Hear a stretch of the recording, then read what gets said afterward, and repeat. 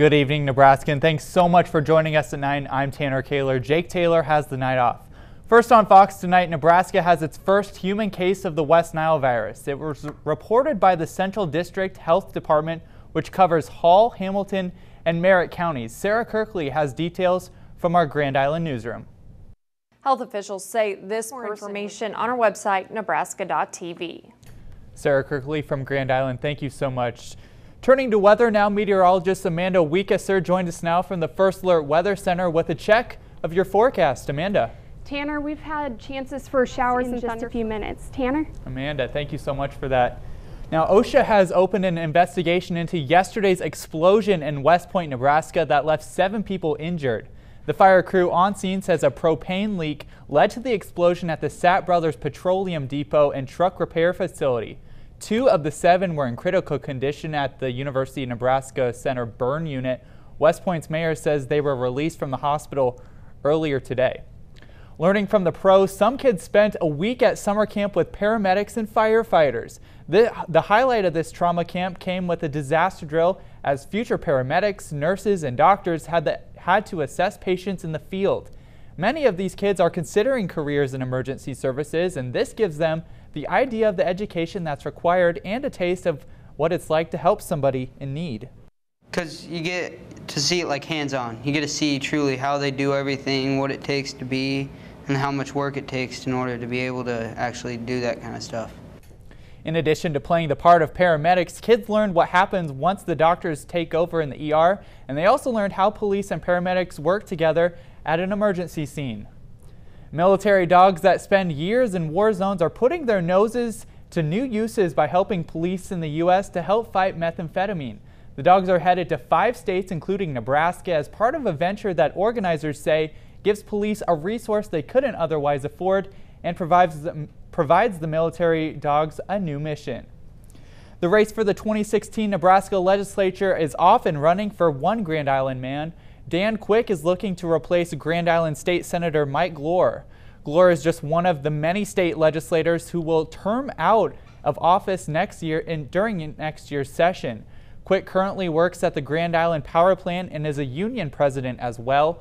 Glore was elected back in 2008 and cannot run again because of term limits. Quick will officially kick off his campaign later this month. Trying to change a Nebraska law from her garage, a Kearney woman with the group Nebraskans for the Death Penalty says she was frustrated that Kearney doesn't have a petition office, so she opened one of her own. KFXL's John Jankowski has our story. Okay, you need to put your address here. They deserve it. John Jankowski with that report. 5% of registered voters have to sign this petition by August 27th to get it on the ballot. If 10% sign it, it would be suspended in law until it's voted on. The Nebraska Supreme Court has given a former Lincoln Eye Clinic worker a new chance at convincing a jury she was discriminated against based on a perceived disability. Cindy Marshall's lawsuit says eye care specialists fired her in 2012 because it perceived her as disabled after she learned she once completed substance abuse treatment and because of medical conditions that make her hands tremble. A Lancaster County judge entered a judgment for the clinic saying that Marshall failed to prove the clinic discriminated against her. Nebraska's Department of Corrections has rejected Hall County's effort to raise its daily fee for housing state prisoners. The county was looking for $93 a day and a guarantee of 90 state inmates per day, but the state rejected that bid and countered with $88 a day for 82 state inmates. The county board agreed and offered to provide space for 14 more inmates for $75 per day. Kansas Governor Sam Brownback says he's considering proposing a new religious objections law for that state following the U.S. Supreme Court's decision to legalize same-sex marriage across the state. Brownback today also defended the state's refusal so far to allow gay and lesbian spouses to change their last names on driver's licenses or to file joint income tax returns. The governor said his administration wants to make sure such changes are handled correctly. Brownback has been a strong supporter of the state's ban on same-sex marriage that was reinforced by a 2005 amendment to the Kansas Constitution.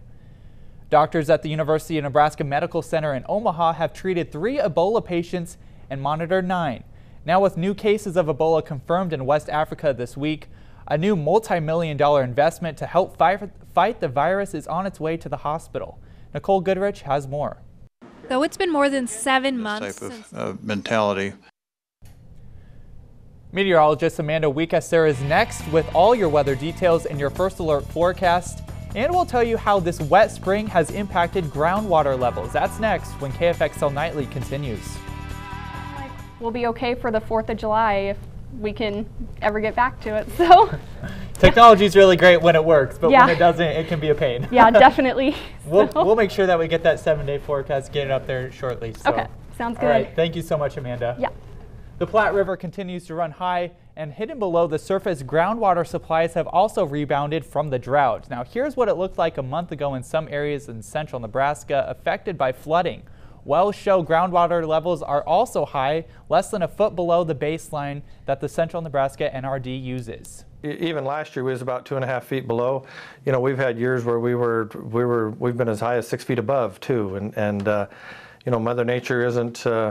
There's no such thing as normal, I guess, when it comes to Mother Nature. We have wet years, we have dry years, and we average all that out. We get our average years. The Central Platte NRD monitors hundreds of wells, and it appears levels have improved greatly since the drought 3 years ago. Still to come on KFXL, first responders in Omaha rounding the bases after losing one of their own. We'll tell you about that. Stay with us. Off the clock, dozens of first responders give their time in Omaha. The city's police force took an Omaha firefighters on in softball at TD Ameritrade Park. Jeremy Maskell has more on this game's impact on Officer Carrie Orozco's family going forward. It's not the College World Series. Remarkable story there. Now, still coming up at 7 years old, one little boy's fight for life inspires those around him. The story of his impact when we come back. A heartbreaking story out of Kansas. A 7-year-old fan of Kansas City Royals lost his battle with cancer. Noah Wilson kept up with his favorite team throughout his battle with the disease. And as Amy Howley reports, the little fellow left a huge impact on those around him. From a hospital bed battling. KFXL Nightly at 9 returns after this.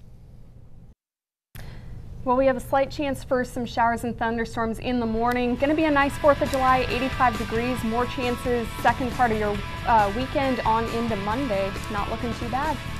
Amanda, thank you so much, and thank you for joining us. Have a great night.